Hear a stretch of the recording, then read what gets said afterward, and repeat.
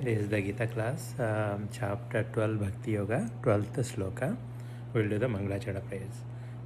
Om Ajnanatimirandasya Jnananjala Salakaya Chakshurunmilitam Yena Tasmai Shri Gurave Namaha Shri Chaitanya Manobishtam Sthapitam Yena Bhutale Swayam Rupa Gadamahyam Dadati Swapadantikam Vandeham Shri Guru Shri Yuta Padakamalam Shri Gurum Vaishnavamsha Shri Rupam Sagrajatam Sahagana Raghunatham Vitam Tam Sajivam Sadvaitam Savabhutam Parijanasahitam Krishna Chaitanya Devam Shri Radha Krishna Padam Sahagana Lalita Shri Vishakhambitamsha He Krishna Karuna Sindhu Dinabandhu Jagatpate Gopesha Gopika Kanta Radha Kanta Namostade Tapta Kanchana Gaurangi Radhe Vrindavaneshwari Vrishabhanusade Devi Pranamami Hari Priye Vancha Kalpatarobhyascha Kripa Sindhubhya Eva Chapatitanam Pavanebhyo Vaishnavebhyo Namo Namaha Jai Sri Krishna Chaitanya Prabhu Nityananda Shri Advaita Gadadhara Shivasadi Gaurabhaktvanda Hare Krishna Krishna Krishna Hare Hare Hare Ram Ram Hare Hare Krishna Bhagavan ki Jai Prabhupada ki Jai 12th sloka Om Namo Bhagavate Vasudevaya Om Namo Bhagavate Vasudevaya Om Namo Bhagavate Vasudevaya Krishna Bhagavan ki Jai 12th श्रेयो हि ज्ञानमभ्यासात् ज्ञानाध्यानं विशिष्यते ध्यानात् कर्मफलत्यागः त्यागात् शान्तिरनन्तरं श्रेयो हि ज्ञानमभ्यासात् ज्ञानाध्यानं विशिष्यते ध्यानात् कर्मफलत्यागः त्यागात् शान्तिरपैशनम् अनन्तरं शान्तिरनन्तरं श्रेयो हि ज्ञानमभ्यासात् ज्ञानाध्यानं विशिष्यते ध्यानात् कर्मफलत्यागः त्यागात् शान्तिरनन्तरं श्रेयः better he certainly jnanam knowledge abhyasat then practice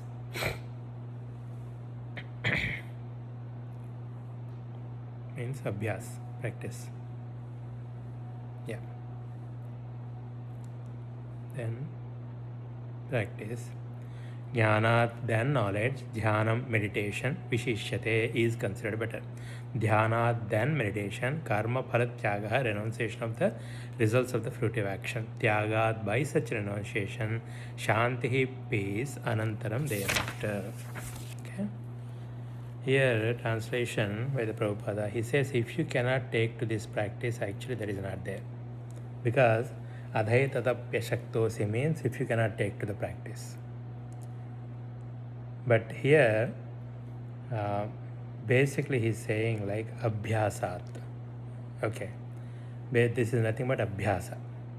Okay. Abhyasa means even the previous sloka, he talks about giving up the results. Okay, which one, if you can't able to do the practice. If you can't able to do the practice, that is in the 10th sloka he says like practice. First 8th sloka he says give mind and buddhi. That is ultimate. We have to achieve one point of time. Next sloka he says if you can't able to do it, you do the abhyas yoga. And if you can't able to do it, do the my work only. And if you can't able to do that also, you do whatever the work, give the results to the me. That is the main thing.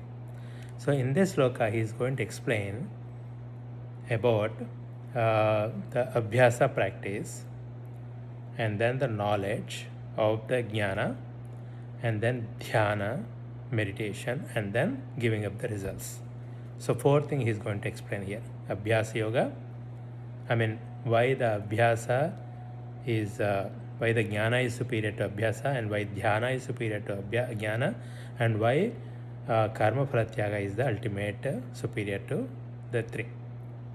So here Bhagavan is going to explain, stress more on the karma phalatyaga because that is easily can be done by any person. Okay. Then engage yourself in the cultivation of knowledge. If you cannot able to do the practice, that means abhyas yoga. Shreyo jnanam abhyasa. Jnanam is better than abhyasa. Then engage the cultivation of knowledge. Jnana dhyanam vishishyate. Better than knowledge, however, is a meditation. Because this knowledge is not just the knowledge. Meditation is to meditate on the particular concept so that you will be elevated. And better than meditation is the renunciation of the fruits of action. For by such renunciation one can attain peace of mind. So the peace of mind can be done very easily by the renunciation of the renunciation of the fruits of the action. Not the action, but the fruits of the action.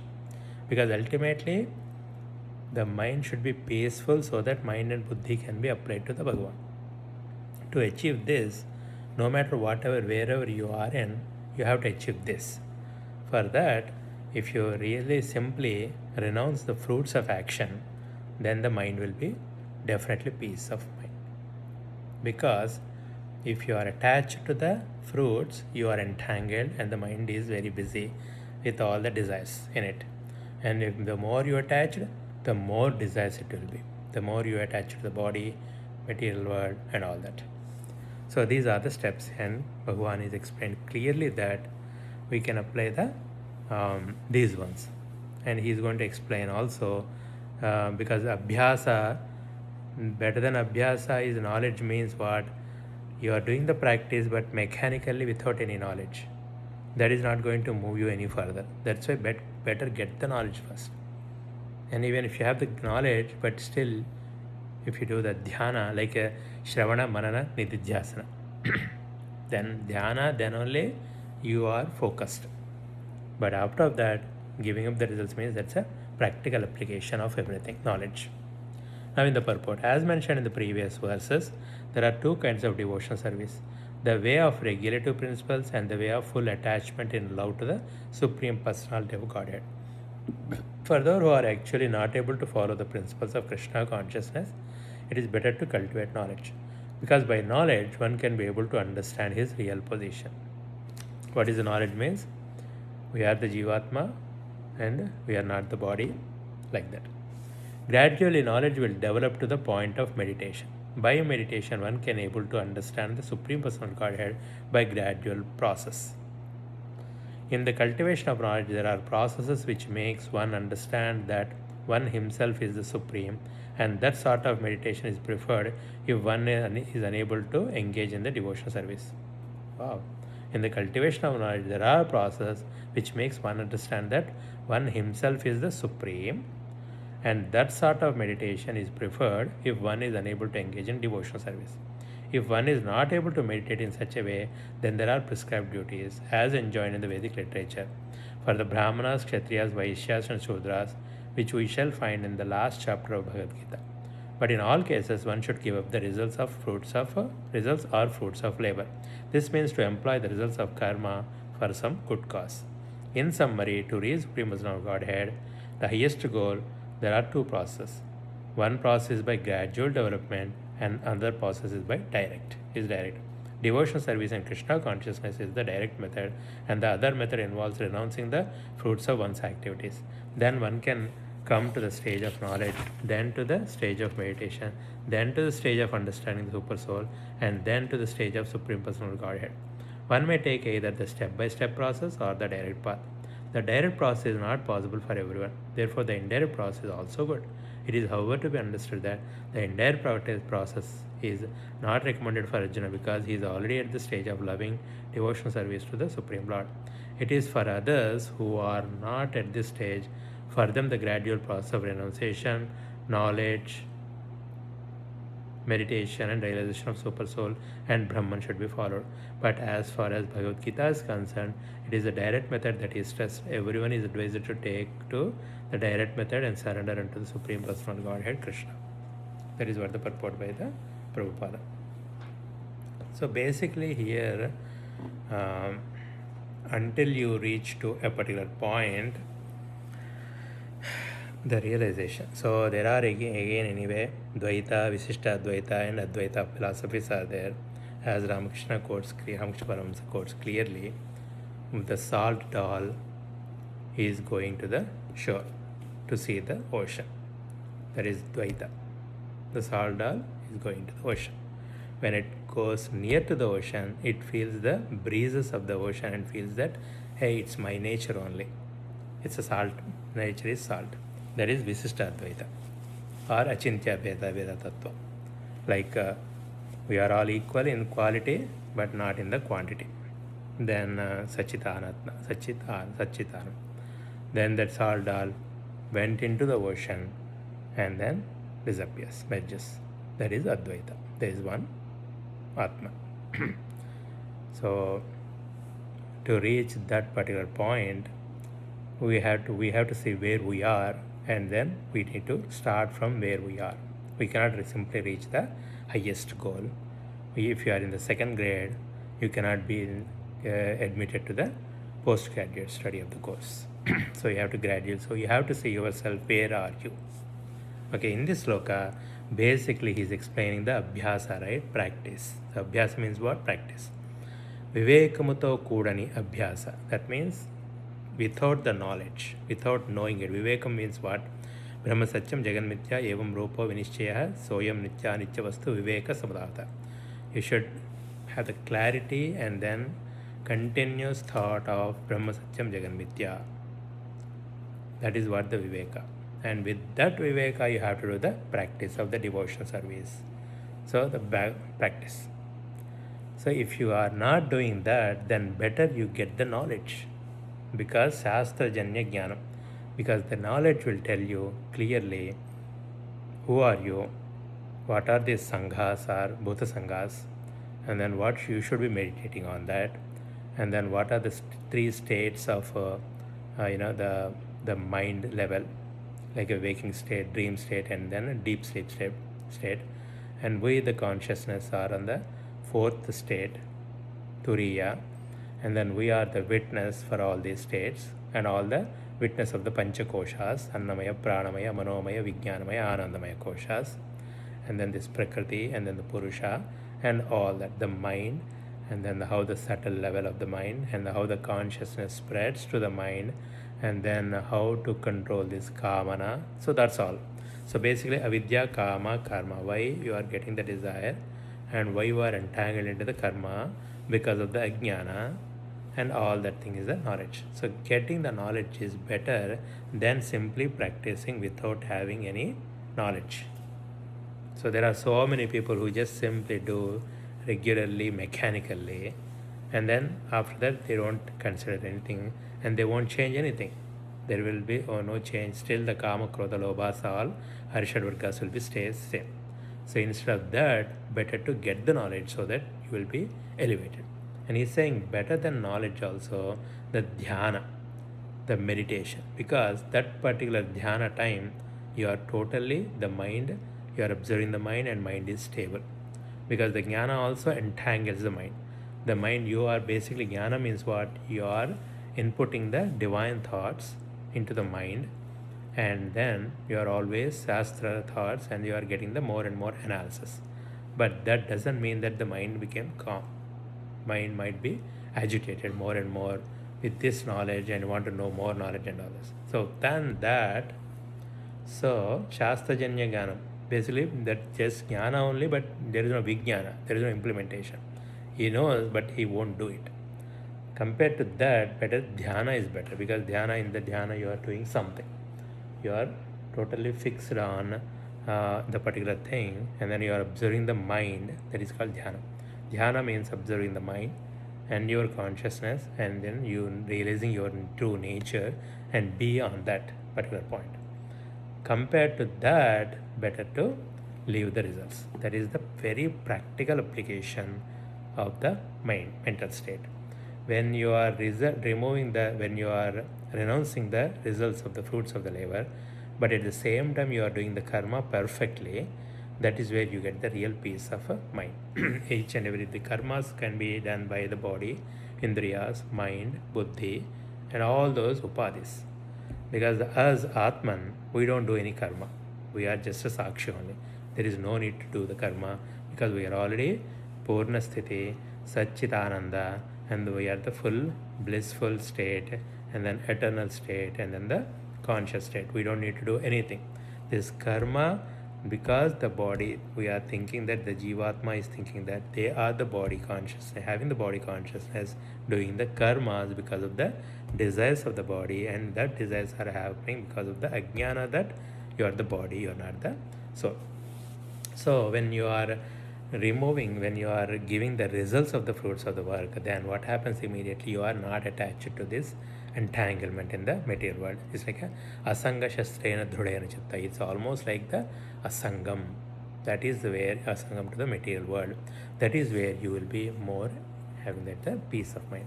Because these things will come, the samsara kala chakra, everything keep on coming on the time, all the time. The desires will be floating all the time. So for that, this is the best way to do it. And that's what the Vidya Prakashanagiri also says.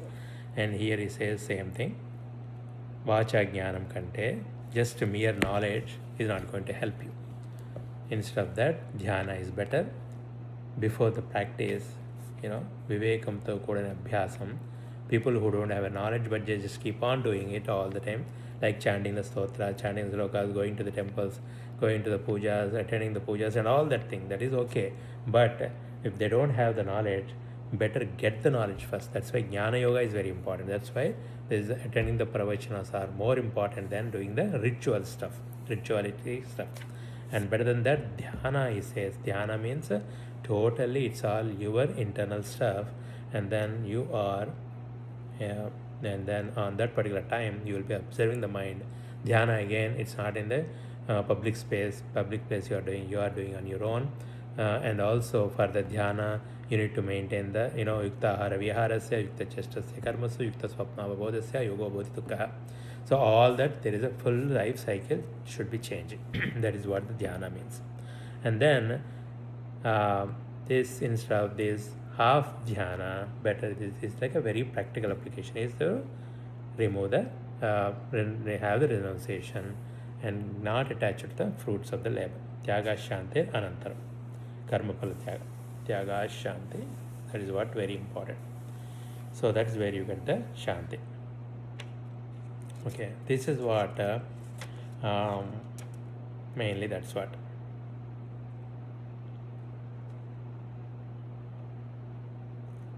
So basically, he says like how you get the shanti in this material world is you need to renounce. What renounce? The indriya bhogas you need to renounce. Keep reminding yourself that indriya bhogas, mind craves for that, but keep reminding that yourself with the knowledge, and then renounce that indriya bhogas, and then fruits of the karmas, because you have to do certain karmas, you cannot escape that. And then ahamkara mamakara, nirmamo nirahankara, nirmama nirahankara, you are not the ego, the false ego. And then my, I am I, my, those things should be renounced. And then I am doing on all that also should be renounced. Then you get the real peace in this life itself. So that's what he says. So up to this sloka, 12th sloka, so initially Bhagavan is saying like, Arjuna asked like Sakara worship or Nirakara worship. And then Bhagavan is said that, okay, whatever the may be the worship, you should have the faith and then the continuous. Like, evam sat maya vesha manoyamam nityayukta upaste shraddhaya prayan. You have to shraddha, faith and nityayukta all the time. Then also he says like Nirakara worship also good, where people who are not attached, who are not the body consciousness, but whatever may be the result is same. And then whatever, when you are doing Ananya Yoga, then he says like he's going to take care of removing us from the samsara, mritu samsara. Then after that he said in the four slokas, the steps. First one is give your mind and buddhi. That's what the first one. That's the ultimate one. And if you can't able to do it, then he says like abhyasa. Again, abhyasa of the mind and buddhi on the Bhagavan. Then the third one he says like, if you can't even do it, then do the my work, devotion, mat karma. Mat karma means works of a Bhagavan, devotion, service and all that stuff. If you can't able to do it also, and in this sloka he says like the result, renounce the results of the whatever the action, whatever the fruits of action, whatever the action you are doing, that is like a dharmic action only, not that adharmic path. People who are in the dharma path, they are not even actually in this path, so they are not even considered. Those who are in the path, they will follow only dharmic life only. For them only they are saying like even that also give the results of the work, renounce the results of the work. Okay, that is the spiritual path. People who are the seekers for this one. That is what the 12th chapter of the Bhakti Yoga. And next 7 slokas he is going to explain the qualities of the bhaktas, and then you can easily find out who is really a bhakta. So Adveshta Sarabhotam, so many nice qualities are there. Some are repetitive, and then we are going to talk about in the next classes. But that is what this small chapter of the Bhakti Yoga. So in this one, Bhagavan says he says clearly what he needs and then how he needs. With the Shraddha, all the time, Ananya Yoga, all he needs is mind and intelligence. He doesn't need the indriyas, karma indriyas or jnana indriyas. Majority of the times when we do worship, we can easily employ the karma indriyas. We can sit down, do the pradakshinas and all that very easily. Okay? And also the jnana indriyas also pretty easy because we can chant easily with this. Then we can touch, we can taste the prasadam, and then we can listen to the pravachana, and we can see the deity. All those are like a jnanendriyas. That is also kind of like pretty easy. But when you come to the mind and buddhi, that is where it really matters. So in the third chapter also, Krishna says like midhyachara. If you are outside, you are controlling it, but inside the mind is attached, it's called midhyachara. How from inside also mind should be renounced means only through the jnana, understanding. Like Shastra Vedantadda vicharena jayate jnanamuttamam tenatyantika samsara dukkhanasho bhavatyan. So Vedanta Adha Vicharena, Vedanta Adha, Veda Antam is Upanishads, and the Bhagavad Gita is the summary of the Upanishads.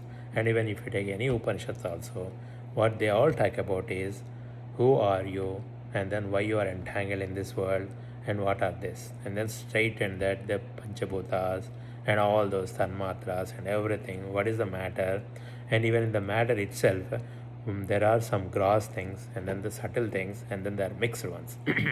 So the example, earth is gross, water is okay, pretty much gross, at the same time little bit subtle too. Fire is more subtle but still gross, air is totally subtle, and sky is totally even subtler than the subtlest. And those are this, and even when you come to the mind and buddhi, even more subtle level. So in the subtle level you need to keep on observing your thoughts, getting the knowledge, do the practice. Like Ramakrishna Paramahansa and Vivekananda say, you can apply all those practices, karma yoga, jnana yoga, bhakti yoga, dhyana yoga, even ananya yoga, abhyasa yoga, all this yoga. Yoga means what? Connection to the Bhagavan.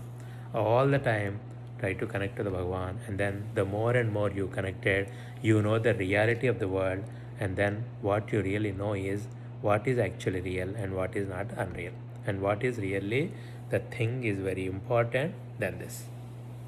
For example, your simple example is you are not this body, because when you see any person, whether he is alive or dead, people will check here. So they say the prana is the pranavayu is going on. When the pranavayu is going out and then going in, that means this is not the us. So subtle body has the prana.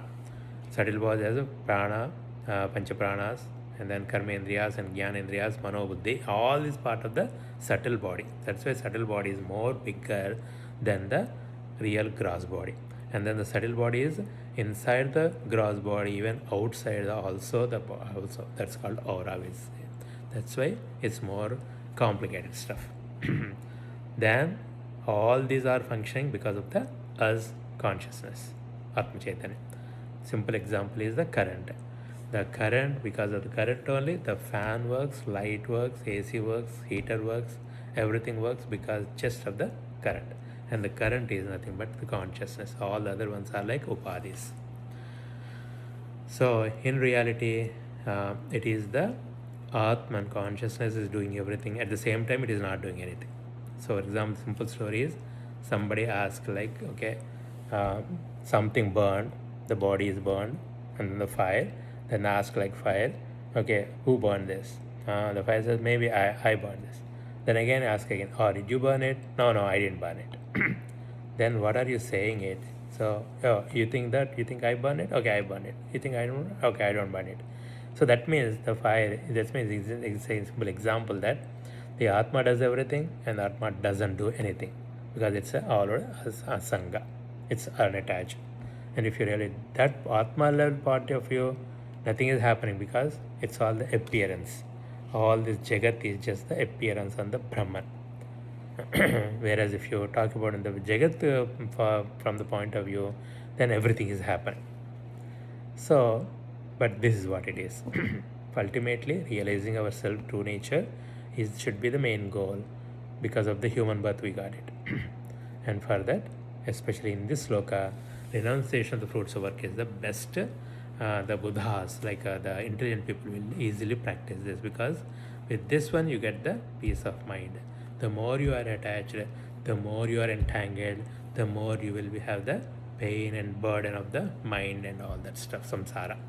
The more you are detached, then the more you will be free from the samsara.